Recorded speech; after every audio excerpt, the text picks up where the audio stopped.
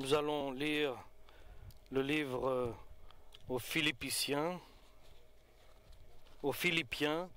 chapitre 1, verset 3. Aux Philippiens, chapitre 1, verset 3. Je remercie mon Dieu chaque fois que je pense à vous.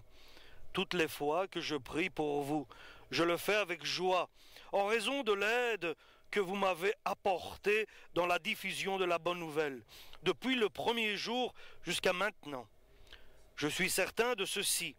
Dieu qui a commencé cette œuvre bonne parmi vous, la continuera jusqu'à son achèvement, au jour de la venue de Jésus-Christ. Il est bien juste que j'ai de tels sentiments envers tous. Je vous porte en effet dans mon cœur, car vous avez tous part à la faveur que Dieu m'a accordée, aussi bien maintenant que je suis en prison, que lorsque je suis appelé à défendre fermement la bonne nouvelle. Dieu m'en est témoin, je vous aime tous, avec la profonde affection de Jésus-Christ. Voici ce que je demande à Dieu dans ma prière, que votre amour grandisse de plus en plus, qu'il soit enrichi de vraies connaissances et de compréhension parfaite, pour que vous soyez capables de discerner ce qui est bien. Ainsi, vous serez purs et irréprochables au jour de la venue du Christ. Vous serez riches des actions justes produites en vous par Jésus-Christ, à la gloire et à la louange de Dieu.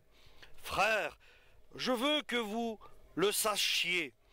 Ce qui m'est arrivé a contribué en réalité à la progression de la bonne nouvelle. C'est ainsi que tous, dans le palais du gouverneur ou ailleurs, savent que je suis en prison pour le service du Christ. En me voyant en prison, la plupart des frères ont gagné en confiance dans le Seigneur, de sorte que, de plus en plus, ils osent annoncer sans crainte la parole de Dieu. Il est vrai que certains d'entre eux annoncent le Christ par jalousie, avec des intentions polémiques à mon égard, mais d'autres l'annoncent avec de bonnes dispositions. Ceux-ci agissent par amour, car ils savent que ma mission ici est de défendre la bonne nouvelle. Les autres annoncent le Christ dans un esprit de rivalité. Leurs motifs sont troubles. Ils pensent augmenter ma détresse de prisonnier. Peu importe que leurs intentions soient inavouables ou sincères, le Christ est de toute façon annoncé. Et je m'en réjouis. Je continuerai même à m'en réjouir, car je sais que tout cela tournera à mon salut, grâce à vos prières et à l'aide que me porte l'Esprit de Jésus-Christ. En effet, selon ce que j'attends et que j'espère vivement, je n'aurai aucune raison d'être honteux. Au contraire, maintenant comme toujours, avec une pleine assurance, je manifesterai la grandeur du Christ par tout mon être, soit en vivant, soit en mourant. Amen. L'apôtre Paul est à Rome, en prison. Et après 13 ans qu'il ait visité les Philippiens, Paul, Silas et le petit Timothée ont transformé par la prédication les Philippiens, Thessalonique, Véria, Athènes, Corinthe, toute la Grèce a été métamorphosée, transformée, car ils étaient des serviteurs de Dieu, ils étaient humbles, ils étaient dans l'humilité, et ils avaient la grâce de Dieu avec eux, et ils collaboraient avec Dieu, au service de Dieu. Après 13 ans, l'apôtre Paul envoie une lettre aux Philippiens. Il ne trouve rien à leur redire aux Philippiens. Il est dit, je ne sais pas si c'est vrai, que Silas est resté là, ou Lucas à Philippe, après que Paul s'en est allé. Et l'église de Philippiens était une église modèle. Au début, il y a eu peu de personnes qui ont cru en Dieu. Après, l'église a grandi.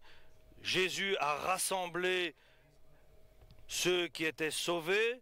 Ils ont reçu des dons de Dieu. Et cette église a de bonnes caractéristiques. Et l'apôtre Paul honore les frères de Philippe.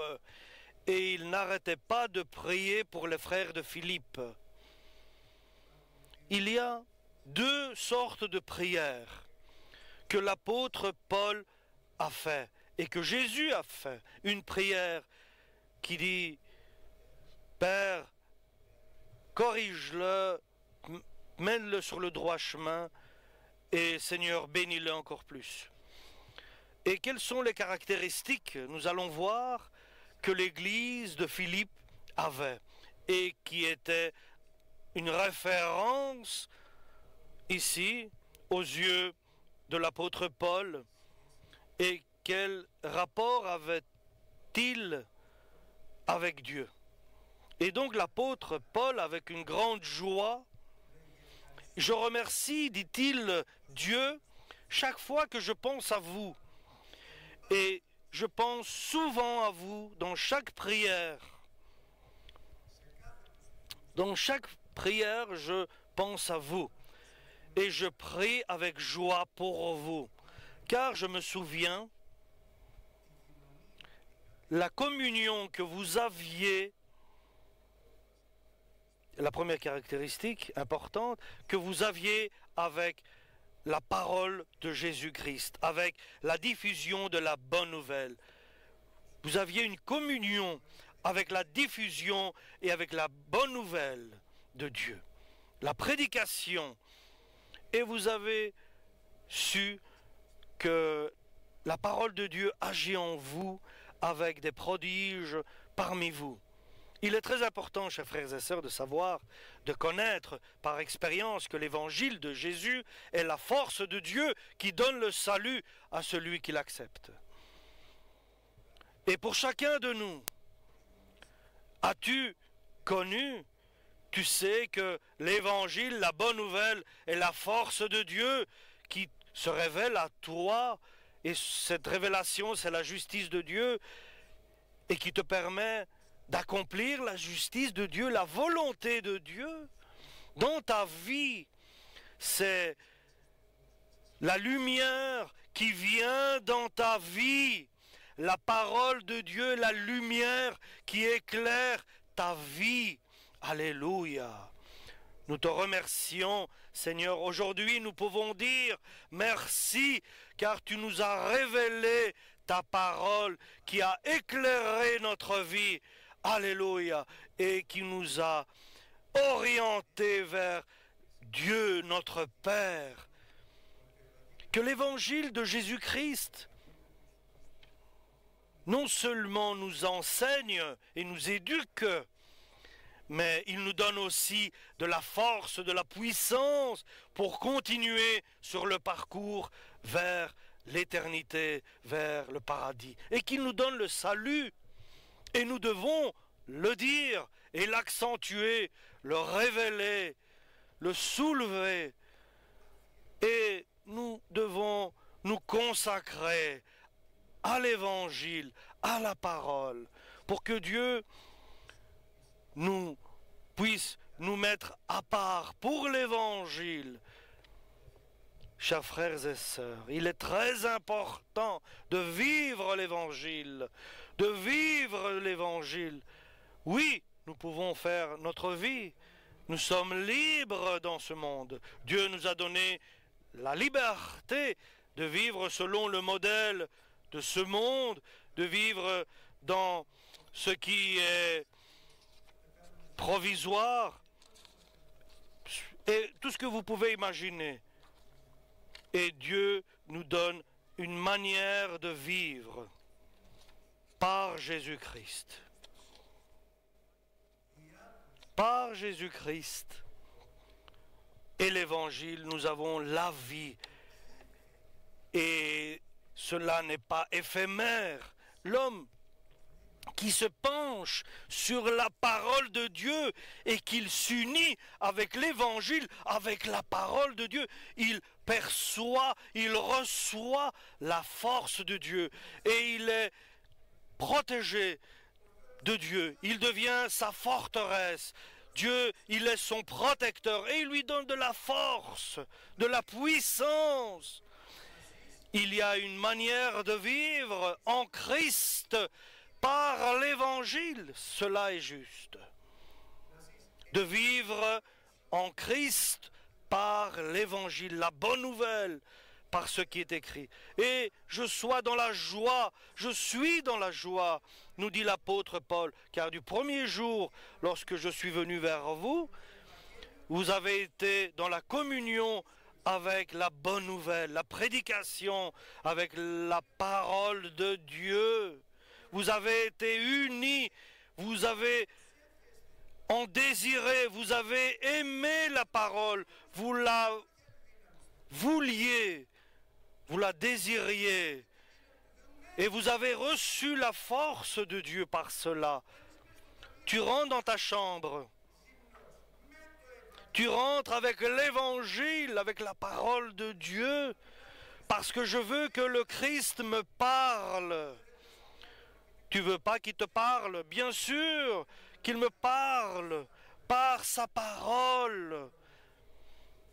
Je veux que l'Évangile du Christ demeure en moi en abondance. Je veux vivre en Christ.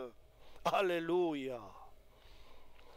Et l'apôtre Paul dit, je suis dans la joie et je remercie le Seigneur pour vous. Du premier jour où je suis venu vers vous, vous vous êtes unis à la parole de Dieu. Alléluia.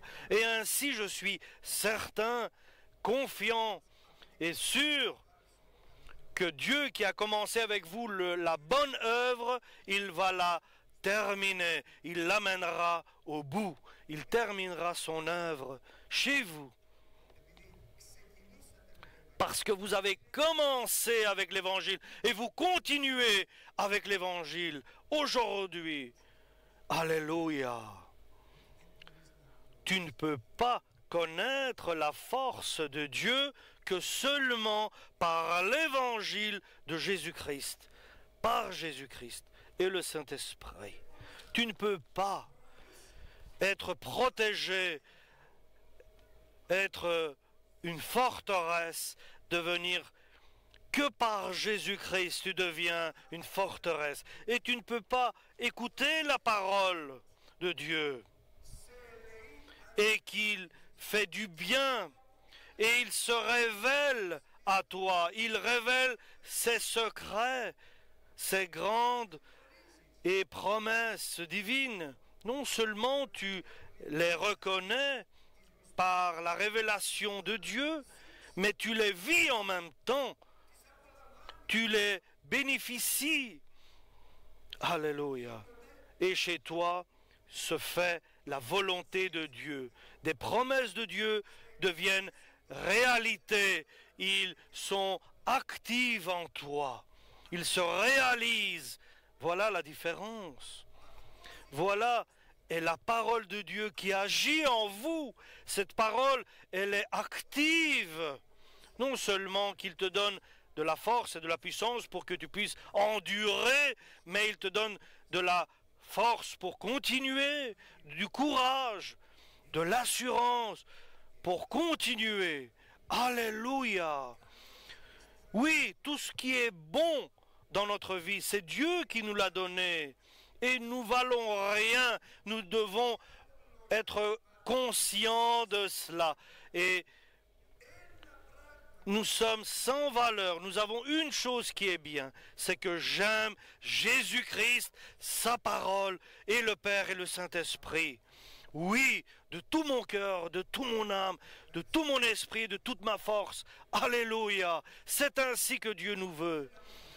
Je veux que Dieu se révèle dans ma vie, qu'il soit ma lumière, qu'il se révèle dans ma vie, qu'il me donne la sagesse que j'ai besoin pour pouvoir me comporter dans ce monde. L'apôtre Paul dit, parce que du premier jour jusque maintenant, vous les Philippiens, vous êtes associés, vous avez été communiés, vous avez une communion avec Jésus-Christ. Celui qui a commencé avec vous, il va l'amener à la fin. Alléluia. Vous ne serez pas laissés en dehors, vous ne serez pas laissés sur la rue. Dieu a de bons projets, pour nous tous. Alléluia. Bien sûr, nous faisons des erreurs, des fautes, mais l'Évangile va nous transformer, va nous changer. Et cette parole de Dieu va nous transformer comme elle a transformé les Philippiens.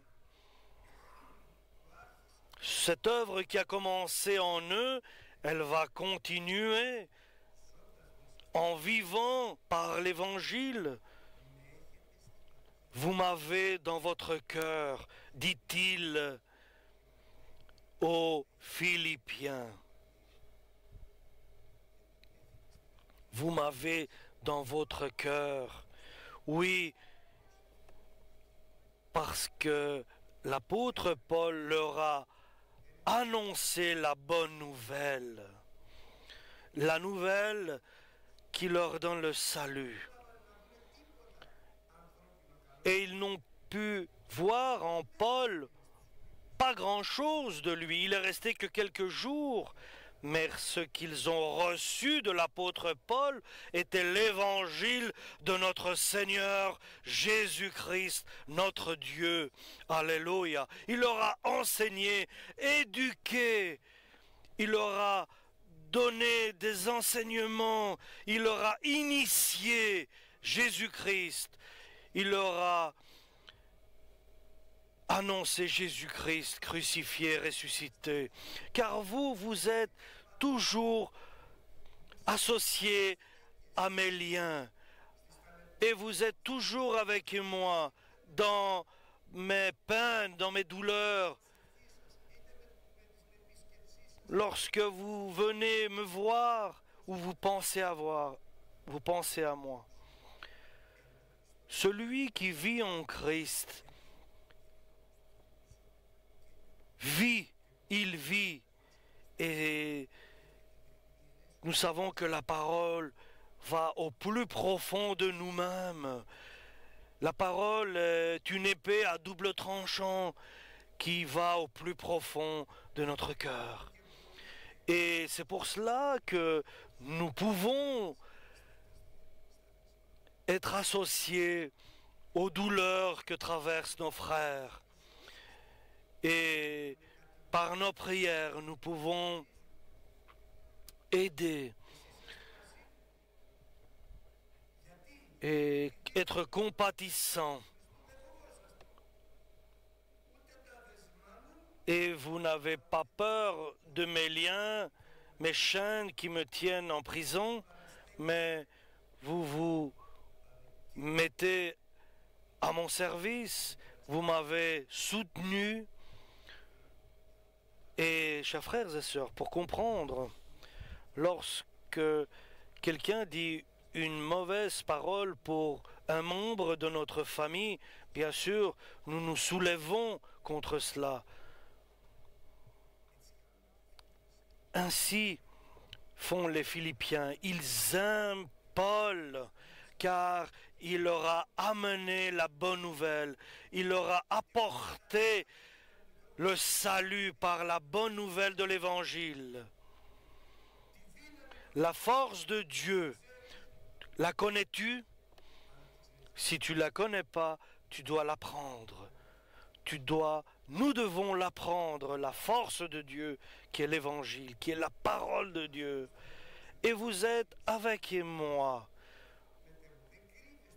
Vous témoignez avec moi. Vous n'êtes pas hésitant. Vous n'avez pas d'amertume dans votre cœur. Vous avez en vous l'amour de Dieu. Et dans mes douleurs, vous êtes avec moi. Vous me supportez. Et vous n'êtes pas caché. Vous restez avec moi. Parce qu'ainsi, vous êtes associés à la grâce de Dieu qui est avec moi. Et quoi que Dieu fasse à l'apôtre Paul, vous bénéficiez de cet bienfait, vous les Philippiens. Il est très bon de bénéficier de la grâce que bénéficiait l'apôtre Paul en étant associé dans la même foi. Parce que nous aimons l'Évangile, nous sommes sous le même joug. Parce que nous cherchons et nous vivons la vérité. L'apôtre Paul nous le dit. Dieu, Jésus-Christ, nous donne ses caractéristiques pour bénéficier de la grâce que l'apôtre Paul bénéficiait en son temps. Tu t'appelles Michel, Kyriakula, Maria. L'apôtre Paul est fier et heureux car nous avons droit à la même grâce que lui bénéficiait.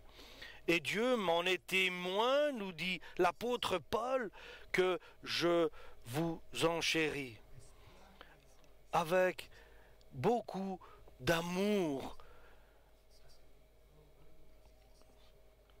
Je vous envie de tout mon cœur. Je vous ai dans mon cœur. Il y a 13 ans que sont passés et je prie pour vous. Je prie pour vous que Dieu vous donne encore plus de ce que vous avez déjà reçu. Je prie, dit-il, qu'il y ait un trop-plein en vous, que vous seriez largement inondés de la bénédiction de Dieu, que ainsi vous pourriez connaître la volonté de Dieu et savoir et connaissant la parole de Dieu et avoir un jugement correct pour l'accomplir.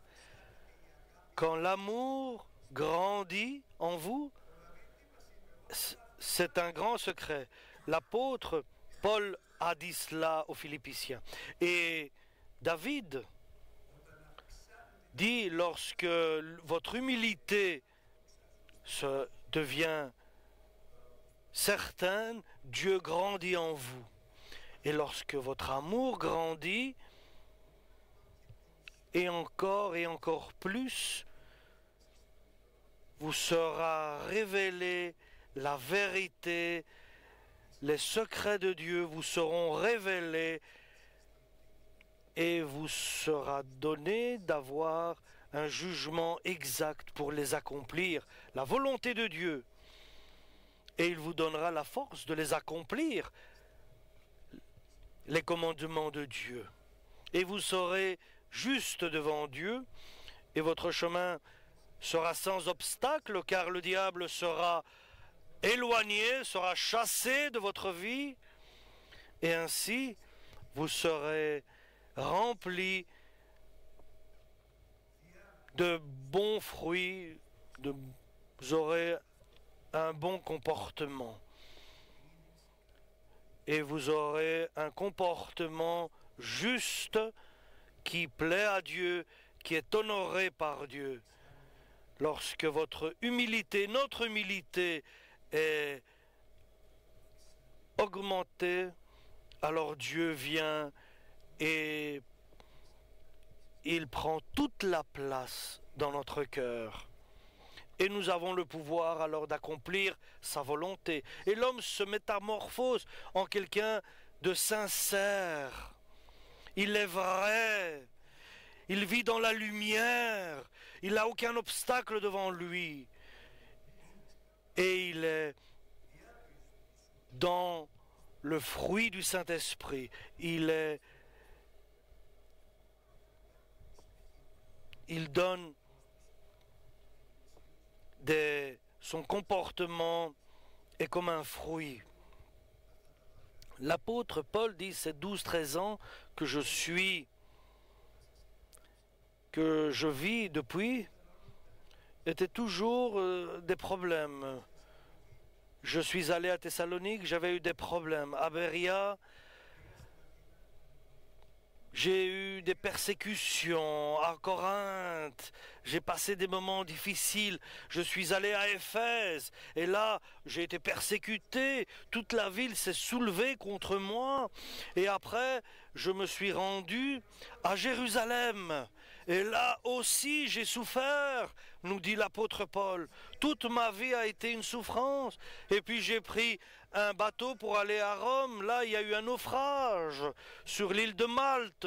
Tout cela, nous dit l'apôtre Paul, était pour que l'évangile soit annoncé. À Éphèse, il y a eu un salut énorme. En Grèce, à Jérusalem, ils ont entendu la prédication. Tous les pharisiens, les scribes, et lorsque je suis rentré dans le bateau, tous ont été sauvés sur l'île de Malte. Et j'ai annoncé la bonne nouvelle à Malte, et il y a eu le salut qui était donné à ceux de Malte. Et je suis arrivé à Rome, et j'ai été mis en prison. Et cela était pour l'avancement de l'évangile. Et lui-même dit, tous ceux qui étaient au prétoire ont entendu la bonne nouvelle de Jésus-Christ. Quoi qu'il arrive dans la vie de Paul, se fait pour que l'évangile soit répandu. Il vit pour l'évangile. Et lorsque tu te rabaisses et tu aimes Dieu, alléluia, tu seras quelqu'un qui sera toujours persécuté dans la peine, dans la douleur, dans la souffrance, pour l'évangile, pour Dieu. Et il y a aussi ceux qui sont autour, à côté. Et tous les frères, en voyant mes chaînes, ils ont commencé à annoncer la bonne nouvelle sans crainte, sans peur, sans hésiter. Car ils voyaient le résultat que Dieu accomplissait par ma vie de souffrance. Et l'important, c'est maintenant qu'ils ont pris beaucoup d'audace et d'encouragement et d'assurance, certains parmi eux annoncent par jalousie contre moi. Ils pensent, en annonçant la bonne nouvelle, eux ils sont libres, moi je suis prisonnier, j'aurai de la peine pour cela. Et je veux me poser des questions. Moi j'annonce et je suis libre. L'autre il annonce mais il est en prison. Pour me mettre dans le doute. C'est pas bien cela d'avoir une mauvaise intention en annonçant la bonne nouvelle. Certains, par contre, sont sincères et ils ont de bonnes intentions en annonçant Jésus-Christ. Et l'apôtre Paul est celui qui pratique la vie, la vérité, l'évangile.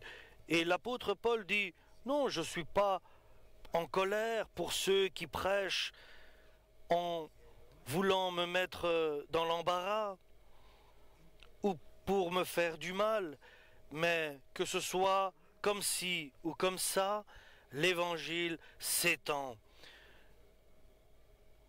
L'important, c'est le résultat qui compte, c'est que l'évangile soit annoncé.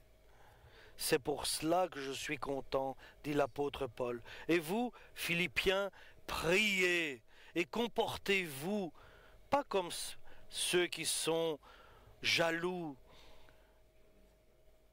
et qui veulent le conflit, mais vous, comportez-vous dignement, honorez celui qui vous a appelé, soyez digne de l'appel de Jésus-Christ, la justice de Dieu qui donne la force d'être sincère et sans trébucher et sans tomber et être pratiquant de la parole de Dieu et que la vérité de Dieu soit révélée dans notre cœur par le Saint-Esprit et d'avancer sur ce qui est préparé. Attention comment vous vous comportez, quelle est votre action. Que chacun ait de bonnes intentions lorsqu'il commence à faire quelque chose. Soyez dignes de vos actes et honorés par Dieu. Et je vois ce que vous réussissez dans vos actes, parce que vous avez l'unité de l'esprit par vous. Vous êtes fermes tous ensemble. Vous avez l'unité de la foi avec une âme, un esprit, la volonté de Dieu. Tous ensemble, nous pouvons arriver avec un cœur sincère, pur devant Dieu, purifié par le sang de Jésus. Et n'ayez crainte et peur de personne qui se soulève contre vous. N'ayez pas peur, car cela pour vous est un signe de réussite, mais pour les autres est un signe de destruction, de perdition. Mais vous, ne vous soulevez pas contre les autres, restez droit sur le chemin, sur le parcours, et digne de l'évangile, alléluia.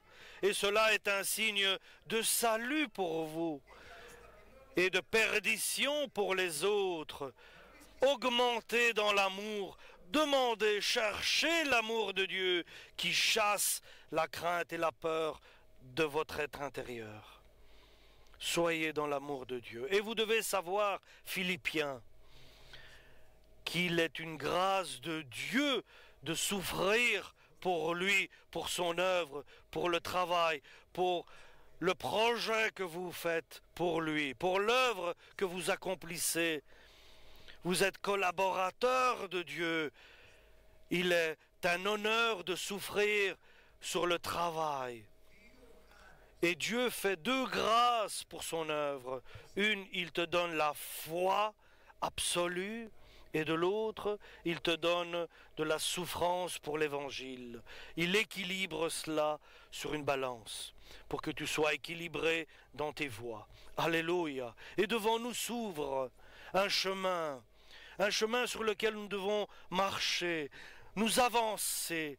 Et c'est un effort qu'il faut accomplir, un combat qu'il faut mener. Alléluia, comme nous dit l'apôtre Paul.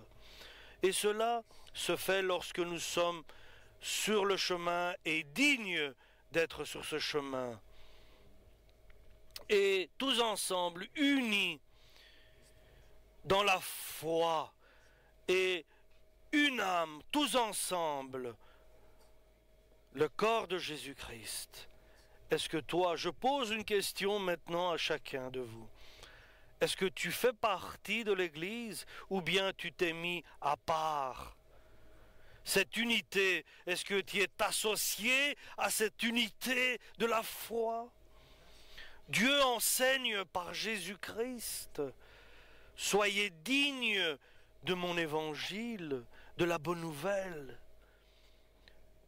Alléluia. Et vous aurez encore plus de ma présence en vous. Toi, est-ce que tu fais partie de cette unité, de l'Esprit Saint, de la foi et de l'amour de Dieu? Alors tu bénéficies de la bienveillance de Dieu, de la protection de Dieu, d'avoir Dieu comme ton protecteur, ta forteresse, ton refuge. Et est-ce que tu es prêt à souffrir pour Dieu, à endurer des épreuves? Alors, bien sûr que Jésus sera avec toi. Alléluia, comme Jésus était avec l'apôtre Paul. Et ce que vous voyez en moi, nous dit l'apôtre Paul, marchez aussi, soyez conformes à ma démarche, à